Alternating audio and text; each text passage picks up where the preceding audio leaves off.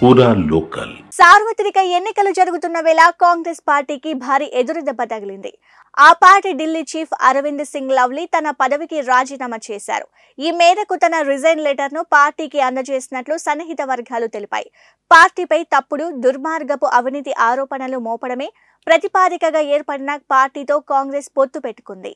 దీనిని ఢిల్లీ కాంగ్రెస్ యూనిట్ వ్యతిరేకించినప్పటికీ అధిష్టానం ఆమ్ ఆద్మీ పార్టీతో పొత్తుకే మొగ్గు చూపింది అని అరవింద్ రిజైన్ లెటర్లో పేర్కొన్నారు. ఢిల్లీలో టికెట్ల పంపిణీపై అరవింద్ ఆగ్రహంతో ఉన్నట్లు సమాచారం. ఆప్తో పెట్టుకోవడానికి ఆయన వ్యతిరేకించినట్టు తెలుస్తోంది. ఇదే విషయంపై ఏఐసీసీ ఢిల్లీ ఇన్ఛార్జ్ దీపక్ బాబ్రియాతో ఇటీవల అరవింద్ వాగ్వాదానికి దిగారు. దీంతో ఆయనపై పలు ఫిర్యాదులు రావడంతో చర్యలు తీసుకునేందుకు ఢిల్లీ కాంగ్రెస్ క్రమశిక్షణ కమిటీ సమావేశమైంది. అయితే క్రమశిక్షణ చర్యలు తీసుకునే నిర్ణయాన్ని ఏఐసీసీకి వదిలేశారు. ఈ నేపథ్యంలోనే ఆయన రాజీనామా చేశారు.